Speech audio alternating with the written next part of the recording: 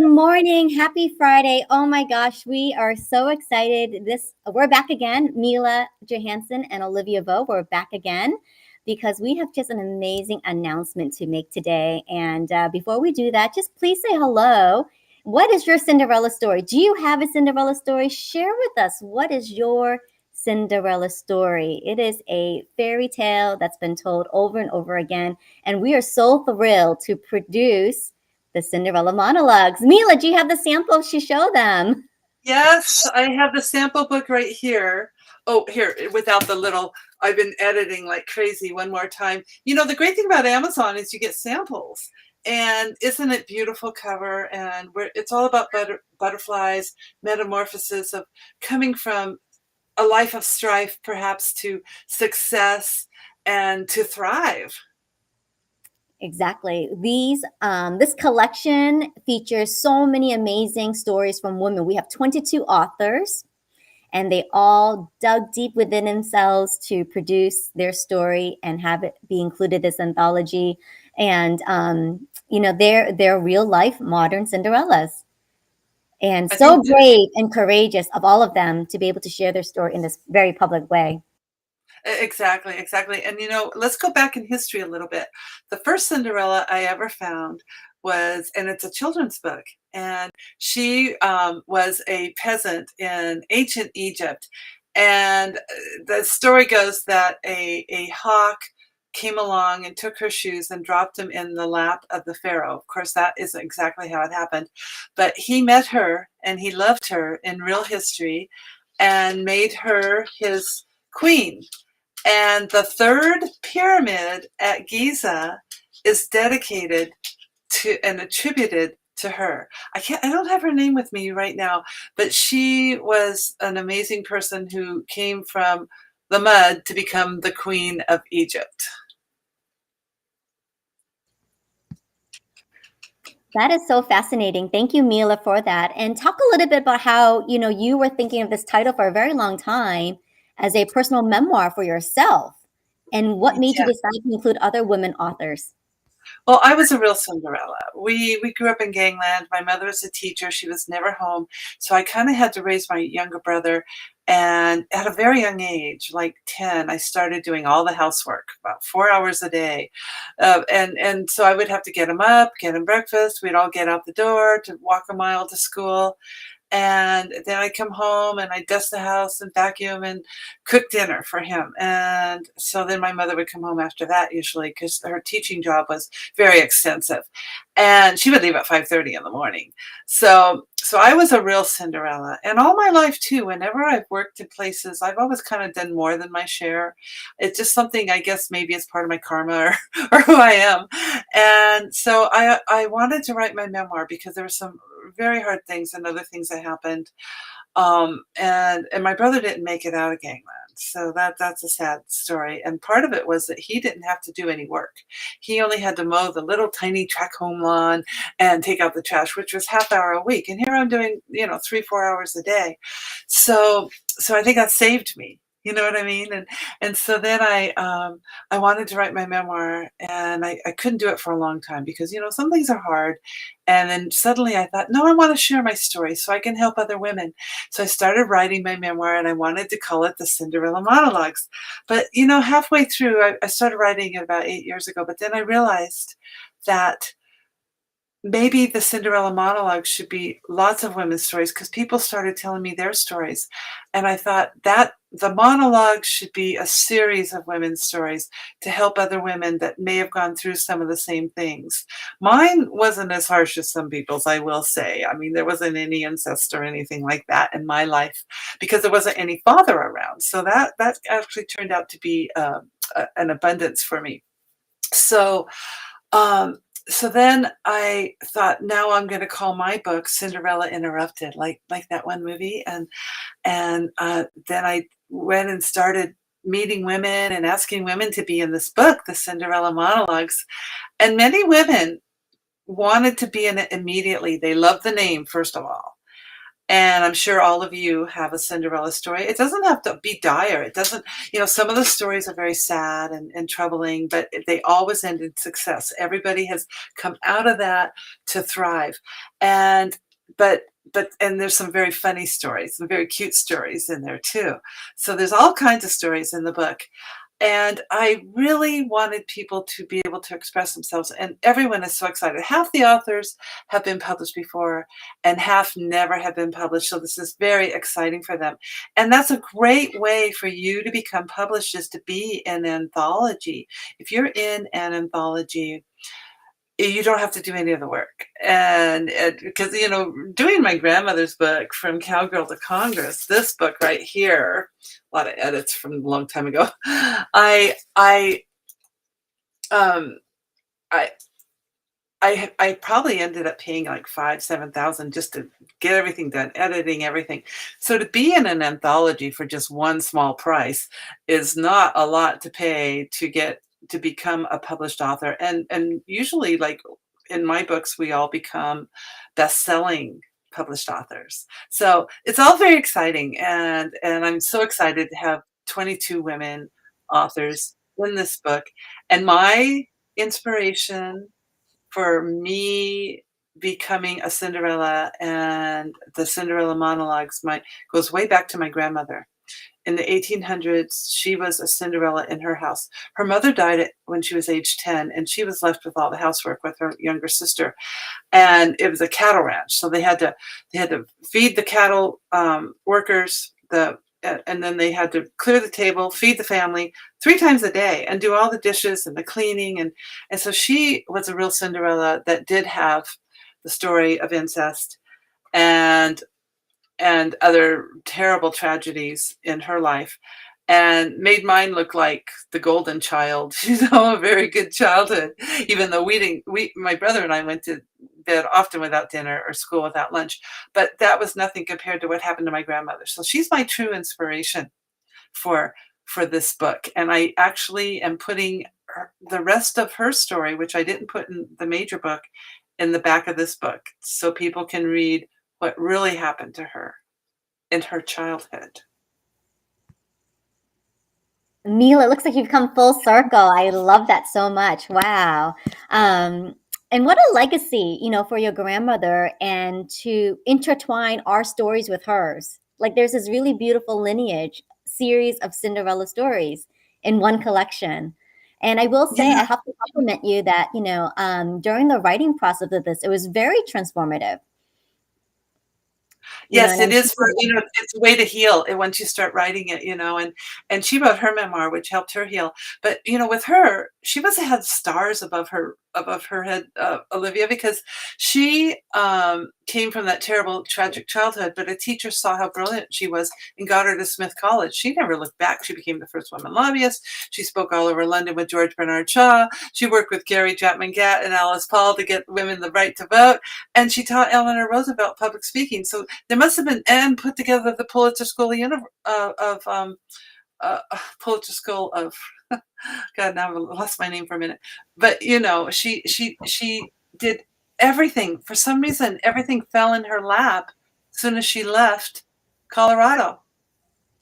she had a fairy godmother. She was my fairy godmother. She was my fairy godmother. And then she became your fairy godmother. Yep. She fed me. She fed me whenever I came to her house. Actually, I would steal cookies, to give you a little secret. But anyway, she would feed me, and she was my fairy godmother.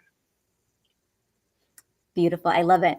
And it was a lot of fun, I think, for many of the authors included, to take different themes of Cinderella and also included in their story. And some just wrote, their personal story, but some actually took it a little bit further. Like I took a little bit of creative license and included mention of, magical spells and talismans and fairy godparents too. And your story is so powerful because, Olivia actually is one of the Vietnamese boat people that came over, and her mother had been the Cinderella in her family. Everybody made her do all the work. So she references Cinderella in her story, which a lot of people do. I really love, I love all the stories, but I love especially the ones that reference Cinderella. Like I did this as Cinderella, or, one woman said, when she got pregnant, she goes, and a little prince arrived. I thought that was a cute way of putting it.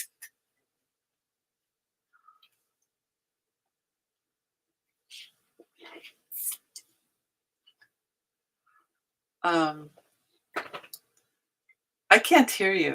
I was gonna say, like, part of the transformative experience I've had is, I went and got, like, my butterfly earrings on. Oh, I've got a butterfly shirt that said "Spread your oh, wings." So, but it's really been just such a wonderful experience. I remember, you talking about it. I mean, you've worked on this book for several years, but I think heavily started just to ask women for their submissions last December. I think that's what the first time I've heard about it. December, we wrote it, January, and to finally see it happening now is like so incredible, right? Like we had all that time to write our stories, to ask other women authors to be included, and now here it is. And we're going to launch very soon. So get this, everyone. We are going to be launching 22 authors on October 22, 2022.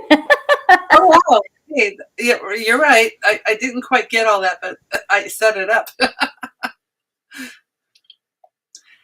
It's one of those magical moments, right? Yes. And we're real excited because we would love if everyone would go on to Amazon. It will be on Amazon available, and buy the book and leave us a review. That would really help the book get out to many people to inspire other women. I think a lot of people, Olivia, don't understand that.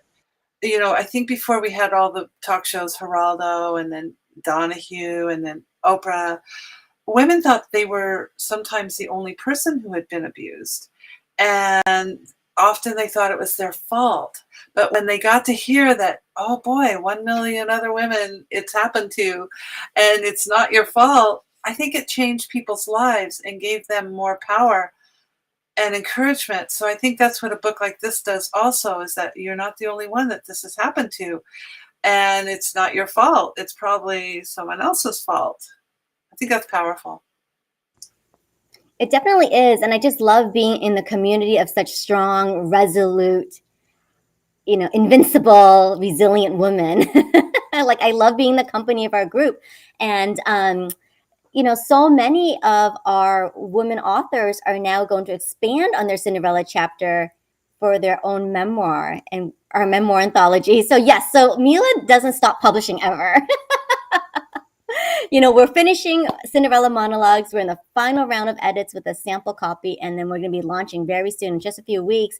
But then right after that, we've already begun a 12-week writing and publishing course for your memoir anthology, and it's going to be amazing to have all of you who want to tell maybe a little piece of your Cinderella story. Yes, or any story. This is sort of the memoir edition where people can, because I think our families will love reading about what we've done, and it's. I always say to older people my age, write your memoirs so your children will know you were young once. But also, you're never too young to start writing your memoir. And this one will be like 2,000 to 5,000 words. So you can be a published author instantly without all the work. And we're doing a class to show you exactly how to flesh out your story idea, which part of it to write, and then you can add to it later. This short version can be the outline for your longer version. And it's very, very exciting to be published. And, Olivia and I, we're being in all the anthologies we can be in. I'm in a lot of people's anthologies. So is she. So I suggest you be in all the anthologies you can be in.